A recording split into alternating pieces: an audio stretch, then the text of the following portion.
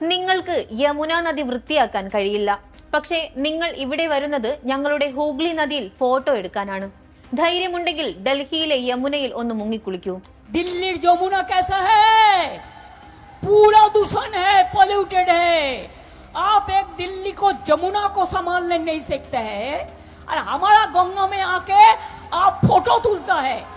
പ്രധാനമന്ത്രി നരേന്ദ്രമോദിയെ വെല്ലുവിളിച്ച് പശ്ചിമ ബംഗാൾ മുഖ്യമന്ത്രി മമതാ ബാനർജി രംഗത്തെത്തിയിരിക്കുകയാണ്.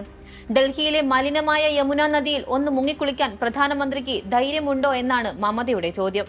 ഹൗറയിൽ നടന്ന തെരഞ്ഞെടുപ്പ് റാലിയെ അഭിസംബോധന ചെയ്ത് സംസാരിക്കവെയായിരുന്നു മമതയുടെ ഈ രൂക്ഷമായ പരിഹാസം. രാജ്യതലസ്ഥാനത്തെ നദികളുടെ ശോച്യാവസ്ഥയ്ക്ക് കാരണം BJP ഭരണമാണെന്ന് മമത തുറന്നടിക്കാൻ മറന്നില്ല. ഡൽഹിയിലെ യമുന അങ്ങേയറ്റം മലിനമാണെന്നും അവിടെ ശുചീകരണ പ്രവർത്തനങ്ങൾ നടത്തുന്നതിൽ കേന്ദ്ര സർക്കാർ അമ്പയെ പരാജയപ്പെട്ടെന്നും മമത ആരോപിച്ചു.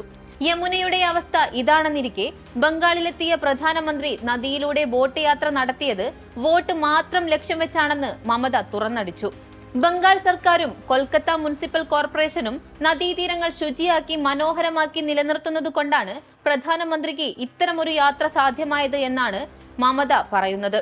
ബംഗാളിലെ വികസനത്തെക്കുറിച്ച് ഒരു തരത്തിലും സംസാരിക്കാൻ പ്രധാനമന്ത്രിക്ക് അവകാശമില്ലെന്നും തെരഞ്ഞെടുപ്പെടുത്തപ്പോൾ വോട്ടിനു വേണ്ടിയുള്ള വെറും നാടകമാണിതെന്നും തൃണമൂൽ കോൺഗ്രസ് ആരോപിക്കുകയാണ്. അതേസമയം ഹൂഗ്ലി നദിയിലെ ബോട്ട് യാത്രയുടെ ചിത്രങ്ങൾ പങ്കുവച്ചുകൊണ്ട് പശ്ചിമ ബംഗാളിന്റെ വികസനത്തിനും ജനങ്ങളുടെ അഭിവൃദ്ധിക്കും താൻ പ്രതിജ്ഞാബദ്ധനാണെന്ന് നരേന്ദ്രമോദി വ്യക്തമാക്കിയിരിക്കുകയാണ്.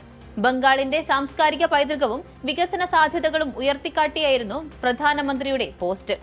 പശ്ചിമ ബംഗാളിൽ തെരഞ്ഞെടുപ്പ് പോരാട്ടം രണ്ടാം ഘട്ടത്തിലേക്ക് കടക്കുമ്പോഴാണ് ഈ വാക്പോരുകൾ എന്നതും ശ്രദ്ധേയമാണ്. ഏപ്രിൽ 23-ന് 152 സീറ്റുകളിലേക്കുള്ള ആദ്യഘട്ട വോട്ടെടുപ്പ് പൂർത്തിയായി കഴിഞ്ഞ സമയമാണിത്. ഇനി ഏപ്രിൽ 29-ന് നടക്കുന്ന രണ്ടാം ഘട്ടത്തിൽ 142 മണ്ഡലങ്ങളിലാണ് ജനം വിധി എഴുതുന്നത്. പ്രധാനമന്ത്രിയുടെ സന്ദർശനവും മമതയുടെ വെല്ലുവിളിയും വോട്ടർമാരെ എങ്ങനെ സ്വാധീനിക്കുമെന്ന് ഉറ്റുനോക്കുകയാണ് രാജ്യം. മെയ് 4-നാണ് വോട്ടെണ്ണൽ നടക്കുന്നത്. വരും ദിവസങ്ങളിൽ ബംഗാളിൽ രാഷ്ട്രീയ പോരാട്ടം കൂടുതൽ ശക്തമാകുമെന്ന് ഉറപ്പാണ്.